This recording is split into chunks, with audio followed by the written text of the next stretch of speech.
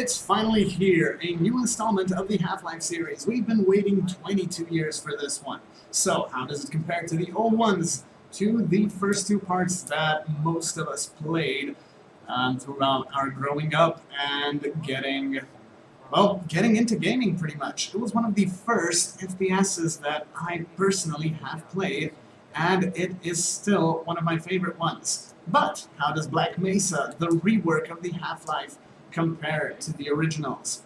Alright, let's just go get into it and see.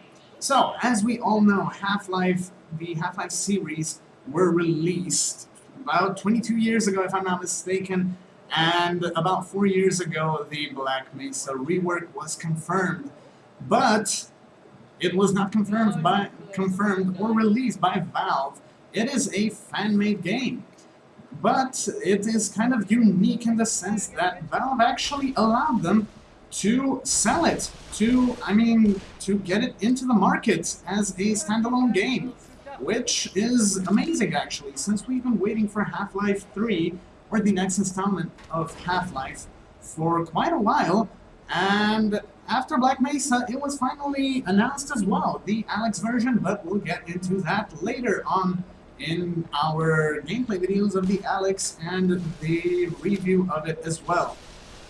So, what did they do with the game actually?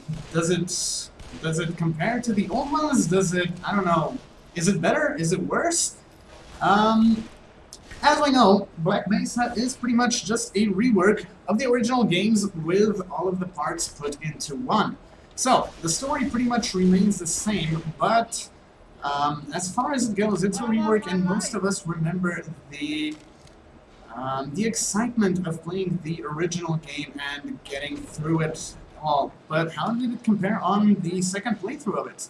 I mean, the game was still amazing. It still keeps the classic, how should we call it, story and parts of the Half-Life. Not much has been reworked in that area, but they have added some new NPC interactions, made the best parts of Half-Life even better with the new graphics and everything. They updated the models, but since it is a newer game, it pretty much lacks, how do we call it, lacks in the department of being a worthy 2020 game. But that still doesn't make it, like, really bad. It's still, the story is still amazing. The graphics are somehow lackluster, but if we compare them to the base that they have been upgraded a lot. The character models are a bit, how shall we call it, boxy and kind of cringy, but it's an upgrade from the originals. They had a lot to do since Half-Life 2, and I mean, they did it well. I'm not gonna say they did it really great, but they did it well. Even with the kind of boxy parts of the graphics, in some parts there is still a lot of new things to see, a lot of new character interactions. Some parts have even been added to the story to pretty much make the game even more interesting and playable and not get lost so much. The areas in the game are still huge, which can sometimes lead to getting lost in the areas, but the environment and everything is so amazing that even if you do get lost and don't know how to proceed on, you'll pretty much enjoy exploring the whole area and kind of finding the solution on how to proceed with the story.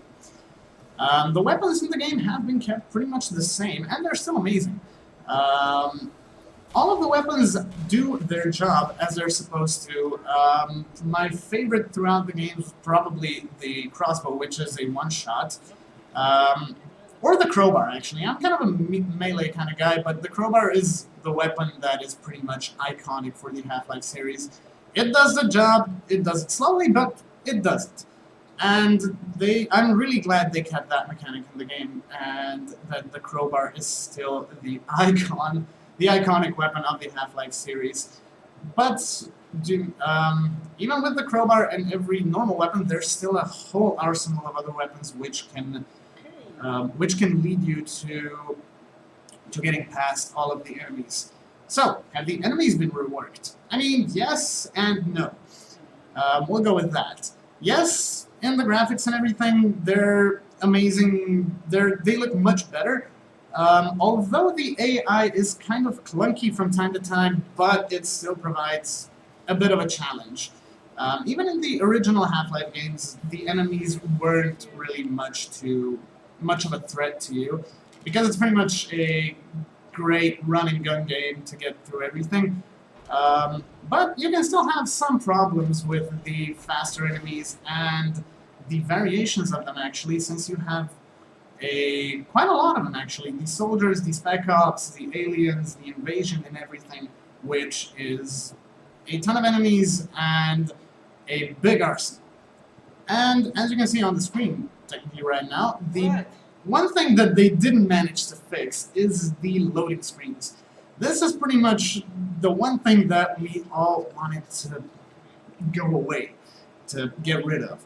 Because the loading screens kind of freeze up the game for, as you can see, quite a while throughout your gameplay and don't give you that smooth experience. But, I mean, if you've played the originals, you're kind of used to that, so it pretty much doesn't... I mean, it bothers you, but you're kind of used to it. And you know that you're going to have to get through that. The physics and everything have been kept from the Half-Life 2, which is amazing, which is a thing we all wanted to pretty much keep in the game, because it gives you a whole lot of new things to work with and everything.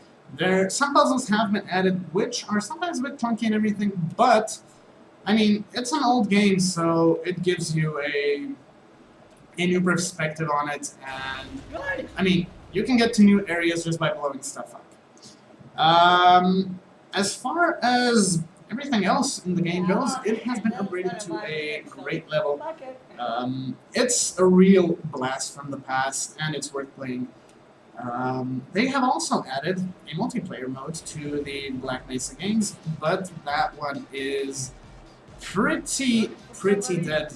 I mean, not a lot of people play it still, but it's a good addition to the game, actually. For the fans of Half-Life series, the multiplayer mode is kind of a thing that we wanted to have, but apparently it was not so popular.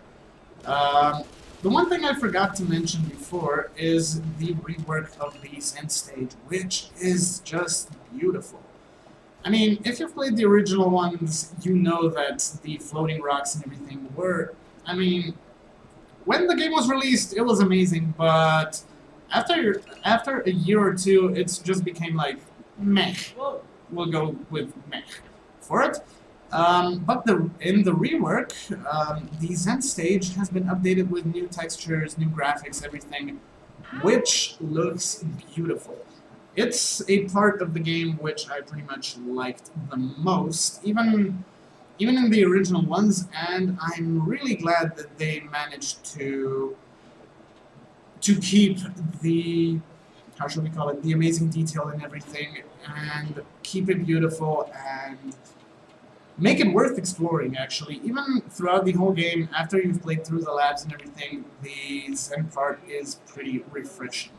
So, how does it compare? To answer your first question from the beginning, how does Black Mesa compare to the original Half-Lives? I mean, for me, the original Half-Lives are a blast from the past. Yeah. It's an amazing thing that I used to play and will probably not get used to playing. I mean, not get bored of playing still. But Black Mesa was actually a really good rework. They made an amazing thing kind of even better. They gave the NPCs a new look, new graphics and everything, and made it amazing. So, for all of you Half-Life series fans out there, go download the game, enjoy it, support the developers and everything to kind of shorten your time before you play Alex. and join me in the next review when we're going to be doing, well, the next part of the Half-Life series, Alex. So, in the meantime, don't forget to like and subscribe, comment on the videos, and I hope you all enjoyed the review.